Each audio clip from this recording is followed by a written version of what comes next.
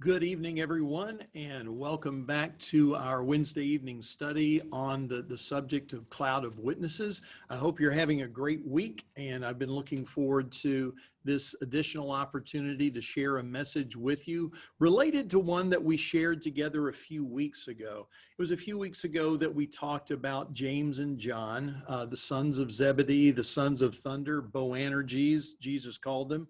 This pair of brothers who grew up together in the household of a fisherman named Zebedee. They went into business with their father, but then Jesus called them to follow him. And initially, James and John become disciples, learners, followers, students of Jesus. And then among his multitude of disciples, Jesus selected only 12, whom he named as apostles, a word that just means one who is sent. And they were going to be sent on an incredible mission and given a special purpose to be in places that Jesus couldn't be, even in the days of his ministry, that they could go out in pairs and preach the nearness of the kingdom of God, preach this message of repentance, and take Jesus's authority with them to cast out demons and to heal all kinds of sicknesses and diseases.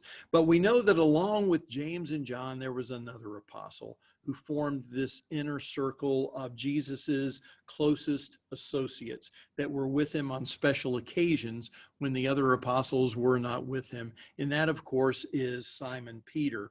And before we go further, I wanted to mention our time frame tonight. I've noticed that some of the recent classes have gone a little long in my estimation. I went back and looked and noticed that some of them had exceeded 40 minutes, some of them exceeded 45 minutes, some 50 minutes.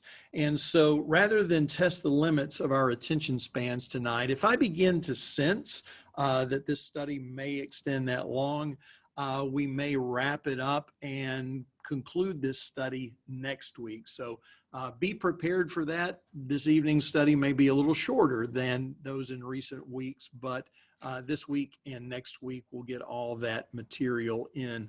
As you think about Simon Peter, and try to call to mind the things that we know about his life, biographical information, we might call it. It might be helpful to think about how he would fill out a tax return, how he would fill out Form 1040, especially in regard to his household, his dependents, those that he could claim as exemptions. And obviously he would claim himself, and then he would claim his wife. The first indication that we get that Peter was married was in one of those early encounters in Capernaum, where Jesus heals Peter's mother-in-law from a fever.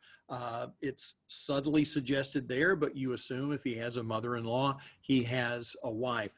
But the fact that Peter is married is more explicitly stated in 1 Corinthians chapter 9, verse 5 specifically.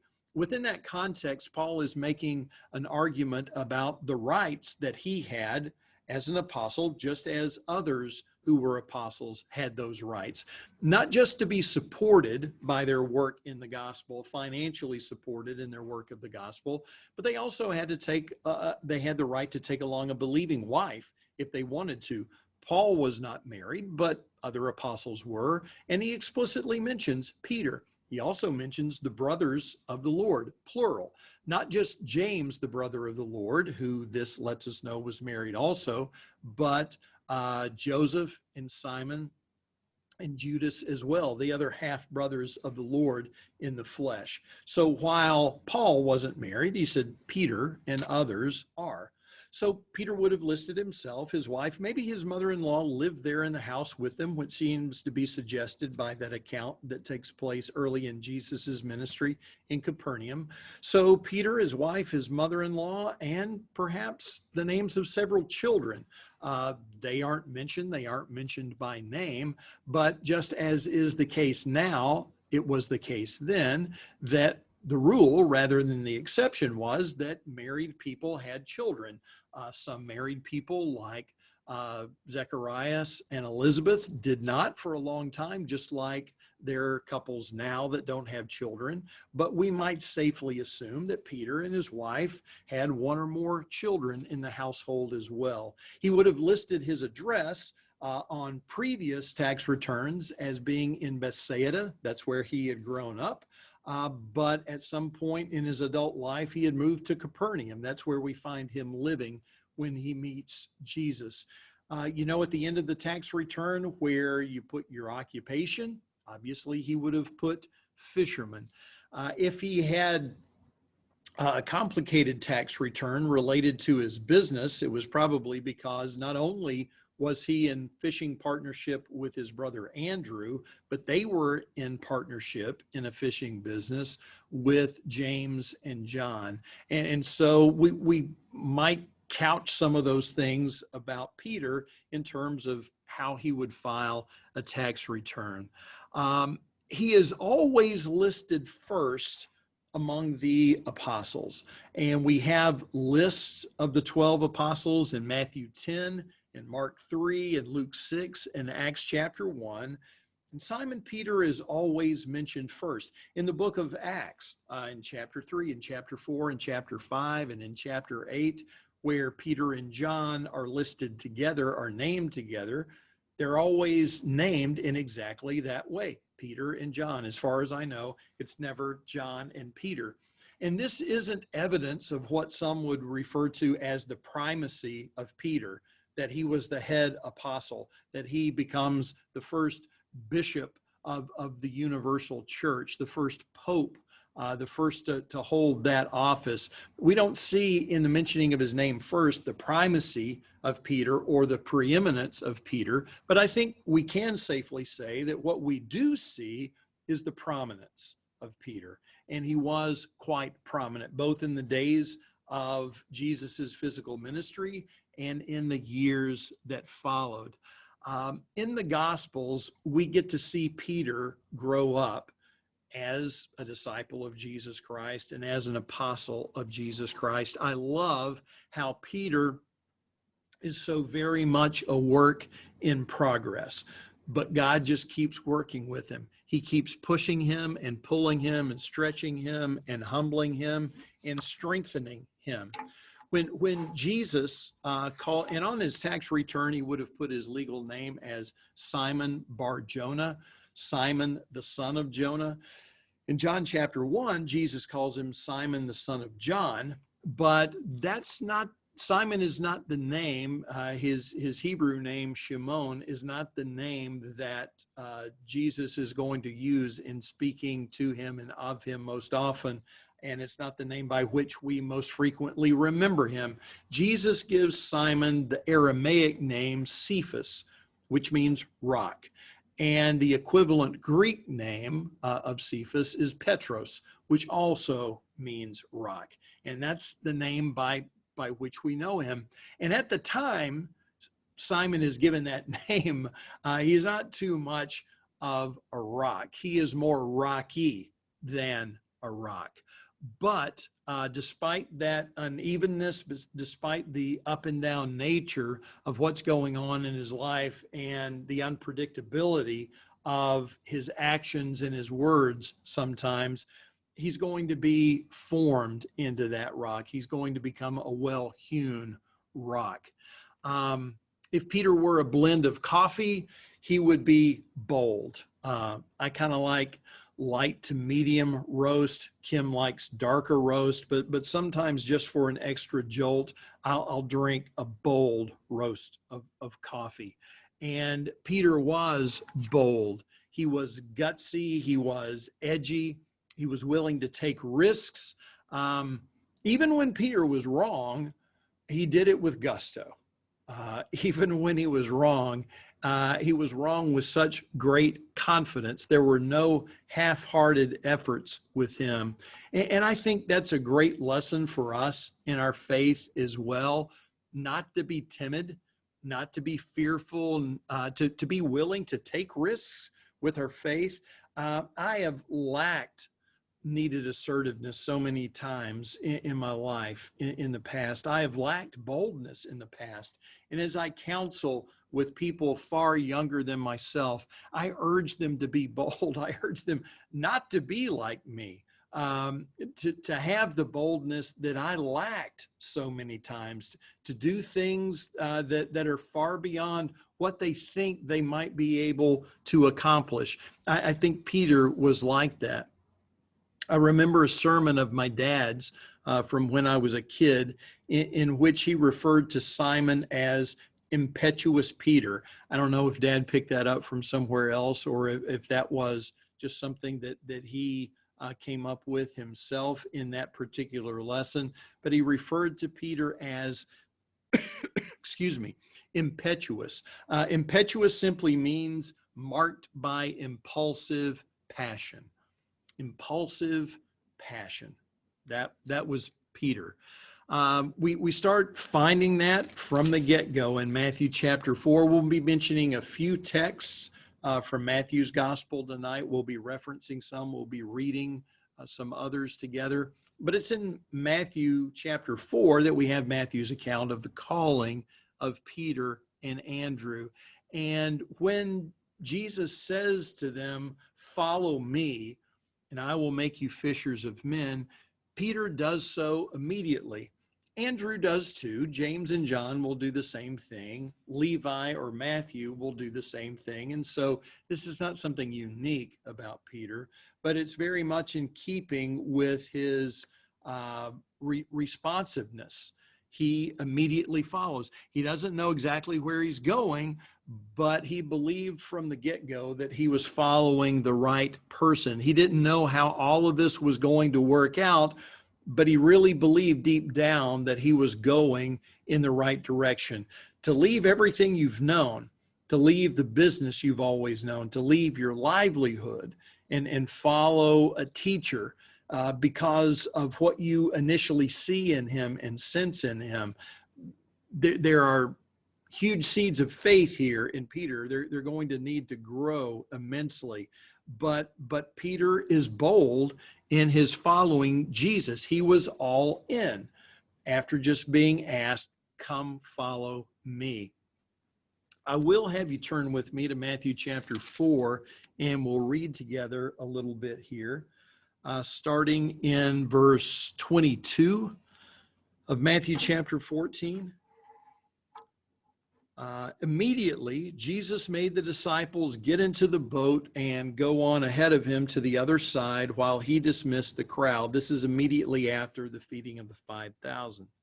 After he had dismissed them, he went up on a mountainside by himself to pray.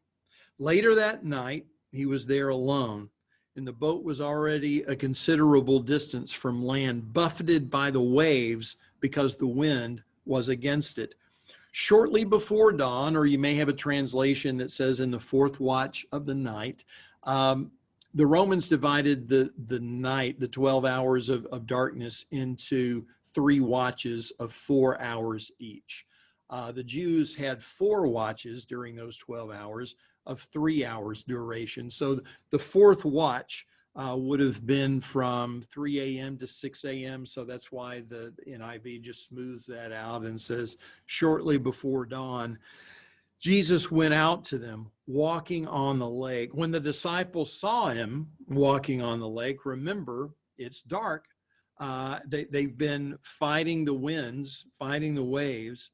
They see him coming to them, walking on the lake, and they were terrified. It's a ghost, a phantom, they said, and they cried out in fear. These grown men were screaming like little girls because of the image that they saw walking toward them on the water. But Jesus immediately said to them, "Take courage, it is I. Do not be afraid." And what we don't get in our English translations is the power of what it says in the Greek text. Take courage, I am. Ego eimi in Greek. I am. Now, Jesus was speaking in Aramaic, but Matthew records it for us in Greek as take courage, I am. Just like Jesus says, I am the bread of life. I am the light of the world. I am the good shepherd and the door of the sheep. I am the resurrection and the life. I am the way and the truth and the life. I am the true vine. Before Abraham was born, I am. And how calming that must have been to them for him to say, take courage, I am. It's me. It's Jesus. Don't be afraid. And so Peter, immediately convinced of that, no longer afraid, but fully confident, says, Lord, if it's you, tell me to come to you on the water. I don't think I would have thought of that. Peter thinks of that. I would never be that bold. And yet that's something that we just love and admire about Peter. He can't believe what he's seeing. He's grown up in the water and on the water, been around it all his life, and this has got to be divine power. And he believes that if Jesus can walk on the water, Jesus can cause him to walk on the water. So Jesus says, come. Then Peter got down out of the boat. You can see him climbing over the edge, lowering himself down to the water. And he walked on the water and came toward Jesus. But when he saw the wind, he was afraid and beginning to sink, cried out, Lord, save me. As soon as he knew he was in trouble, he cried out to the only one who could save him. Immediately, Jesus reached out his hand and caught him. You of little faith, he said, why did you doubt? And from my perspective, I just feel like the Lord may be being a little hard on him. You of little faith. He had more faith than I would have. And he asked him, why did you doubt? I would doubt a whole lot more than Peter did. When they climbed into the boat, the wind died down. Then those who were in the boat worshiped him, saying, truly you are the Son of God. We can't miss the fact that even though he begins to sink, when he takes his eyes off Jesus and sees the wind and the waves, he picks up positive yardage before the waves start to tackle him. He walked on the water because he's the only one who was willing to get out of the boat. And so Peter becomes, outside of God in the flesh, Peter becomes the only man who has ever walked on water. And then when he realizes that he is in danger, he cries out to the Lord to save him. In the Garden of Gethsemane, we remember that at the arrest of Jesus, Peter cuts off the right ear of a man named Malchus, who was the servant of the high priest. And the cutting off of the servant's ear is recorded in Matthew, Mark, Luke, and John, but all of them provide a few different details. And only one of those Gospels mentions Peter as the one who did that. In Matthew 26, doesn't say Peter did this, just one of Jesus's companions. And it mentions he cut off his ear, doesn't mention which ear it was. And it records a rebuke of Jesus to the one who had done this. In Mark 14:47, Mark says that one of those standing near was the one who cut off, again, an ear, doesn't say which one. And in Mark, there's no rebuke. It's just a statement of the action that it happened.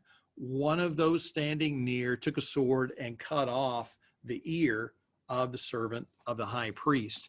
Luke is the one who first tells us that it was the servant's right ear. And Luke is the only one who mentions the healing of the ear, that Jesus touched, healed, and restored Malchus's ear. And it's John 18:10-11 that lets us know which of those standing near, which of those companions of Jesus had actually done this. It would be interesting to know the dynamics of the relationship between Peter and John. Obviously, they're in the inner circle together. They had worked together. They were fishing partners together. Interesting to me that Matthew doesn't tell us who it was who cut off the high priest servant's ear. Mark doesn't tell us. Luke doesn't tell us. And John just says, oh, that was Peter. Peter did that. Peter drew his sword and cut off the right ear. And John records that rebuke of Jesus as well. But again, and we may notice this a little later about his character, someone even asked in one of the accounts, Lord, should we strike with the sword? And Peter doesn't wait on the answer. He just acts because of his nature. You remember at the tomb on Resurrection Day, Mary Magdalene has gone and found the stone rolled away, found the tomb empty. The Lord appeared to her. She runs to tell the apostles that the body isn't there. The tomb is empty. And so Peter and John, upon hearing Mary's report, run to the tomb of Joseph of Arimathea, where the body of Jesus had been placed. And John outruns him. John describes that in the beginning of John chapter 21.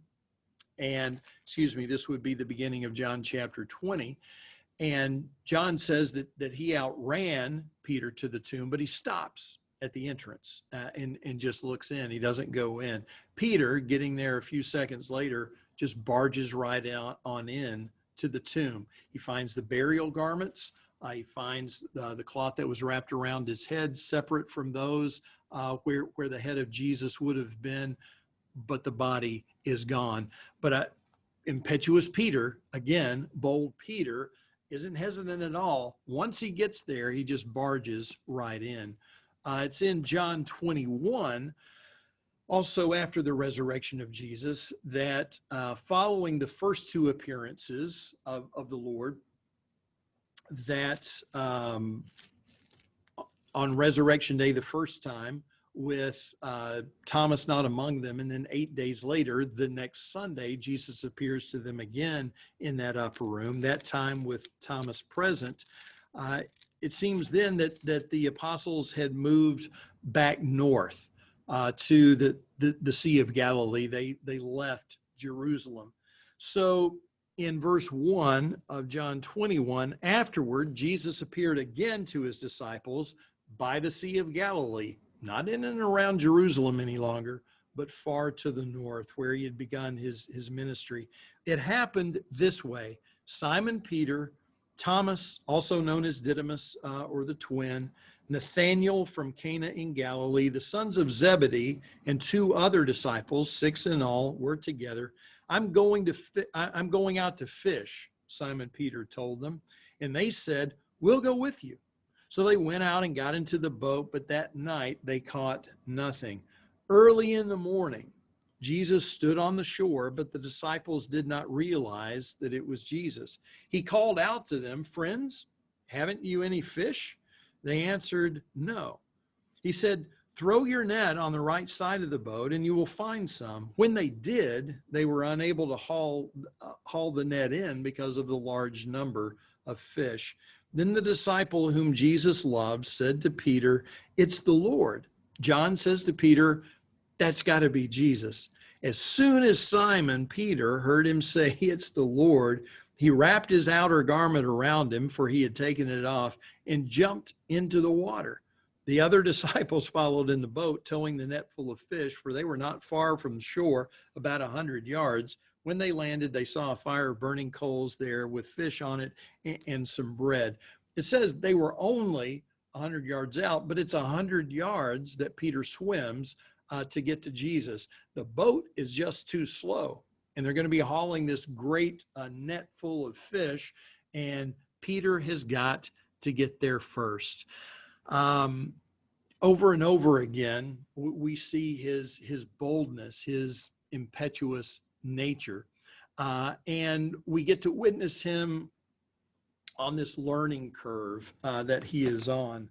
Let me check our time here, and I think with what we've got left to cover, that we might wrap this up for tonight and save the remainder for next week. So again, thanks for tuning in tonight.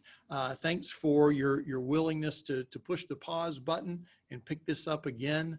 I'll actually be on my sabbatical week next week, but I'll have this recorded and it'll be available for viewing. The next class will be available for viewing next Wednesday at 7 o'clock. So again, God bless you all. Have a wonderful rest of the week. I'll see you on Sunday morning at 10 o'clock, either in person in the auditorium or on YouTube through the live stream. God bless you all and have a wonderful, wonderful evening.